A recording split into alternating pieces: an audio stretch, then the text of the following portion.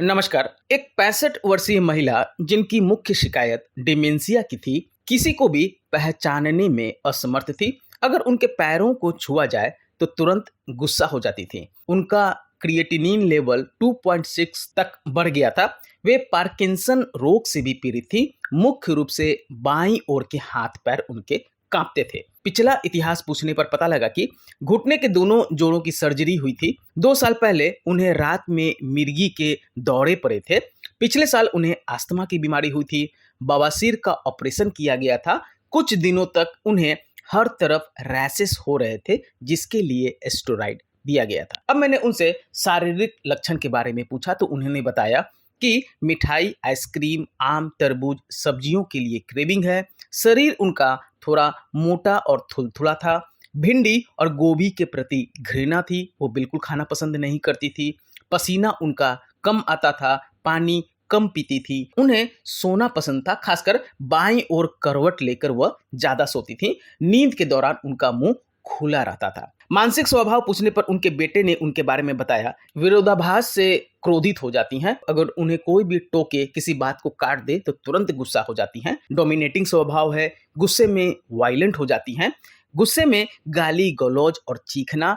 अर्धचेतन अवस्था में भी वह गालियां देती हैं। एक समय में एक से अधिक व्यक्तियों से लड़ने की क्षमता रखती हैं। झगड़ालू स्वभाव, जब चीजें उनके तरीके से नहीं होती है। इन सब के बावजूद वह सामाजिक भी हैं। कंजूस, यहाँ तक कि खुद के लिए भी कंजूस हैं। साहसी और निडर हैं। अपने काम के बारे में बहुत सटीक है। सराहना और चापलूसी करना पसंद करती है। मैंने पेशेंट के रूब्रिक तैयार किए तो मुख्य बातें सामने आई।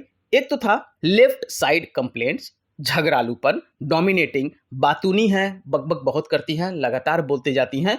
कभी कभी एक सेंटेंस को पूरा किए बिना दूसरा सेंटेंस चालू कर देती हैं। सामाजिक है, थोड़ा सा अहंकार है, उद्यमी है। वह अपने रिश्तेदार को भी नहीं पहचान रही हैं। शक्की प्रवृत्ति की हैं। स्पर्श के प्रति घृणा है, जैसा कि मैंने बताया था कि पैर को छूने पर तुरंत गुस्सा हो जाती थी।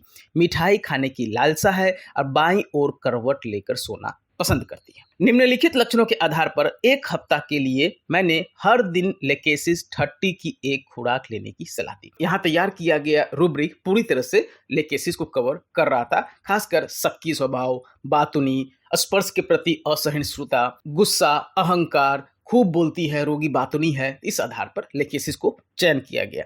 1 हफ्ता दवा लेने के बाद उन्होंने परिवार के सदस्यों के साथ बात करना शुरू कर दिया। त्वचा के रैशेस पहले से काफी बेहतर थे।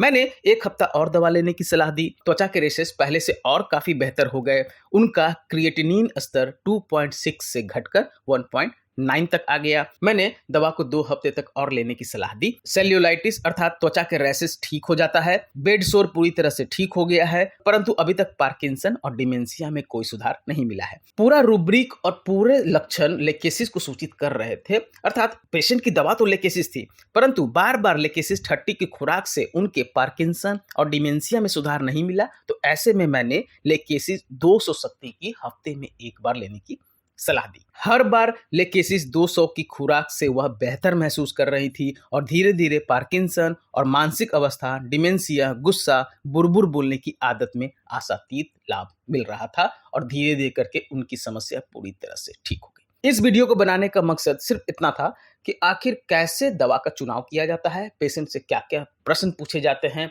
और किस आधार पर रूब्रिक तैयार किया जाता है और उस आधार पर जो दवा निकल कर आती है और वही दवा उस रोगी की मुख्य दवा होती है, उसी का हम न्यूनतम शक्ति से अधिकतम शक्ति की ओर जाते हैं और धीरे धीरे करके उनका रोग पूरी तरह से ठीक हो जाता है। आशा करता हूं आपको यह वीडियो मेरी पसंद आई होगी। वीडियो पसंद आए तो प्लीज मेरे चैनल को सब्सक्राइब करें और वीडियो को लाइक करना भी ना भूलें। धन्यवाद।